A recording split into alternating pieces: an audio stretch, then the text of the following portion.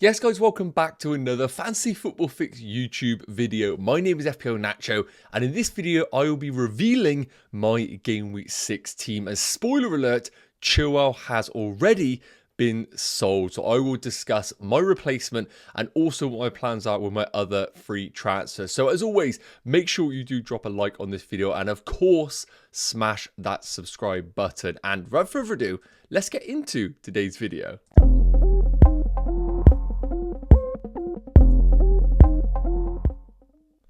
So first up, before we deep dive into my actual Game Week 6 team, I wanted to touch on the Game Week 6 predicted points, because this will give you a real clear indication of which players specifically you want to target for this weekend's football. And first up in the goalkeeper area, Flecken leads the way for predicted points at 5.2.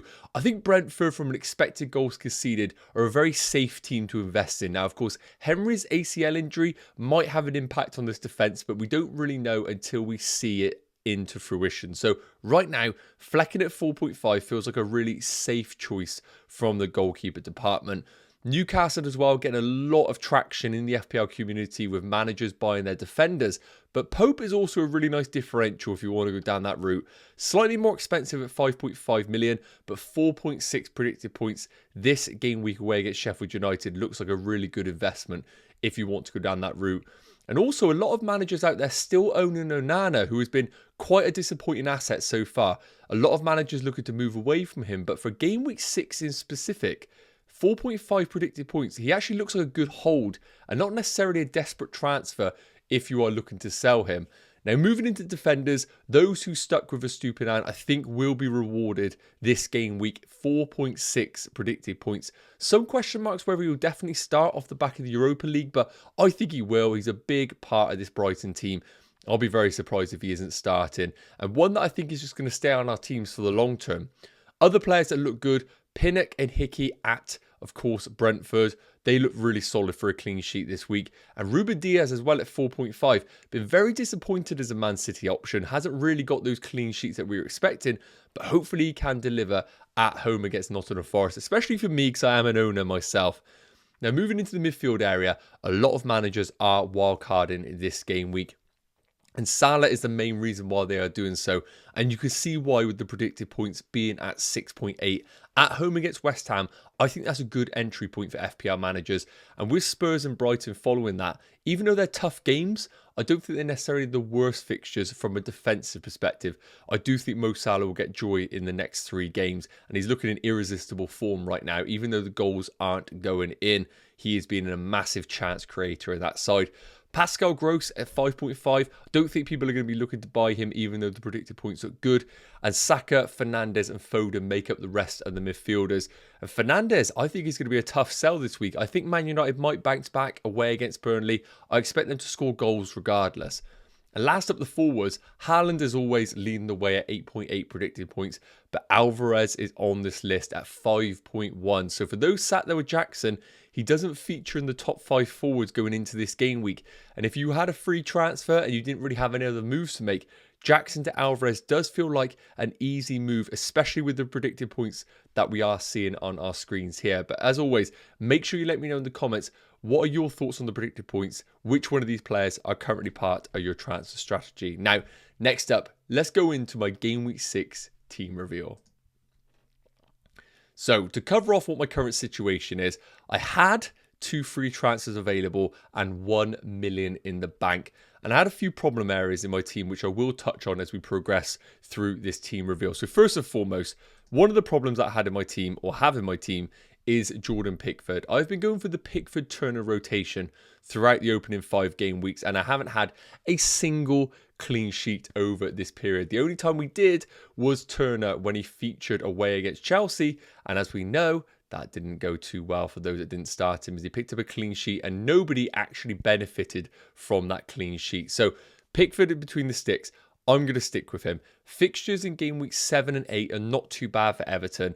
And realistically, looking at the other goalkeepers available in the game, yes, Flecken at Brentford looks like a good investment if I want to go there, but feels a luxury transfer. And even though I have 2 free transfers available, I think there are way more important transfers to make in my team than doing the Pickford move. So I'm going to stick with him, but my expectations for the game week 5 or game week 6 are literally at the floor. If I can get 2 points, I will be delighted. Now, moving into the defense, and this is the first of my 2 transfers, and this is the one that has absolutely been confirmed. I made this move last night before the Ben Chilwell price fall. I've done Ben Chilwell to Trippier. Now, quickly touching on the other 2, Ruben Diaz and Estupiñán are obvious starts in my team. I'm hoping they both do play this weekend, considering they both featured full minutes in their cup competitions midweek, but I think they will do. Trippier is the one that I opted for. Now, I think Botman is a really good investment as well, and at 2 million cheaper, I get the argument for him being the value pick, especially if you're a manager who's planning not to wildcard later down the line and wants to find a way of bringing in Mo Salah as part of free transfers. Then Botman, I think, is the route to go for. But for me, I want to go for the player that really offers the highest upside. And in this Newcastle team, I think Trippier is that man. Off the back of a poor game week 5 where my rank basically quadrupled, I want to go for those high upside players.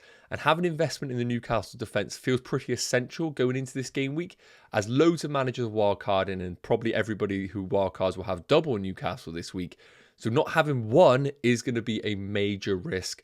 I'm happy to sell Ben Chilwell, but it is worth noting I would not be surprised if he does start this weekend, but I can't be having a player that is a minute's risk in my side.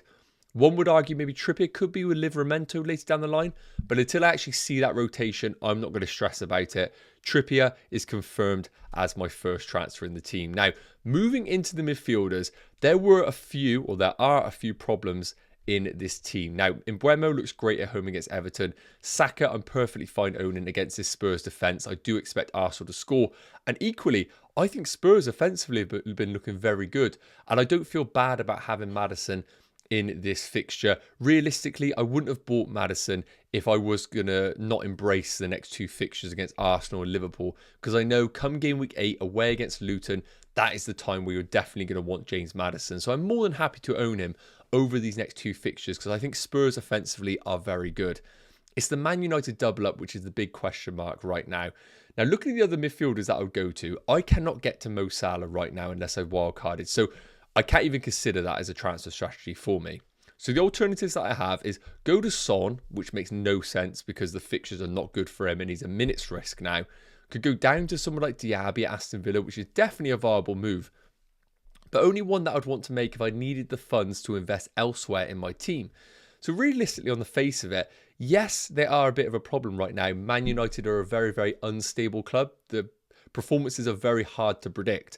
With Burnley away, who have been not necessarily watertight defensively, I fancy Man United, not necessarily to bounce back from a result perspective, but from an attacking perspective, I still have slight faith in them, and I'm happy to go with the double up in game week 6. And I think there's another transfer I can make in my team that is going to yield higher benefits than selling Bruno and Rashford, who both have decent underlying stats so far. Now, talking about great underlying stats, I previously had Nicholas Jackson as part of my forward line, and as you can see, he does not belong in that lineup anymore. Now, what I will say is this: I haven't confirmed the Nicholas Jackson to Julian Alvarez transfer yet, as I want to see if there is any sort of press conference news from Pep Guardiola. However, Alvarez did rise in price a couple of nights ago. I let that price rise just to see all of the Champions League and Europa League games happen to make sure no injuries were going to arise. But Alvarez is my number 1 transfer out for Nicholas Jackson. Now, what I want to say about Nicholas Jackson, he has a 4.1 XG and he's only scored 1 goal. I would not be surprised at all if Nicholas Jackson was to score this weekend, because the numbers are simply brilliant for him. And Chelsea's numbers as a team are actually not bad at all. But I just think right now, Nicholas Jackson on 4 yellow cards, 1 yellow card away from a 1-game ban, Armando Broja back in full training. I could see a situation where Nicholas Jackson starts in game week 6, Broja potentially on the bench, and then we'll get a situation where Broja will start to slowly take minutes away from Nicholas Jackson, especially if he continues to be very, very poor in front of goal. He's getting the chances, he is just not putting them away. But I don't think long term that is going to continue. I expect it to regress back to the norm, and he will start to get those goals. But we're looking at short term here. And Nottingham Forest at home for Julian Alvarez just feels like the obvious transfer for my team, especially with 1 free transfer. Yes, Alvarez's numbers aren't as good as Nicholas Jackson's, but the way I look at it is this. He is playing in one of the most consistent teams in the league who accumulate big chances week in, week out. And while Alvarez might not necessarily be the full-time goal scorer in this Man City team, at 6.9 million, getting an investment alongside Haaland just seems so logical. Even if he's providing Haaland with goals, I'm getting benefit of both here. I'm getting Haaland with the goals and I'm getting Alvarez with the assists. I just don't think I need to overthink this.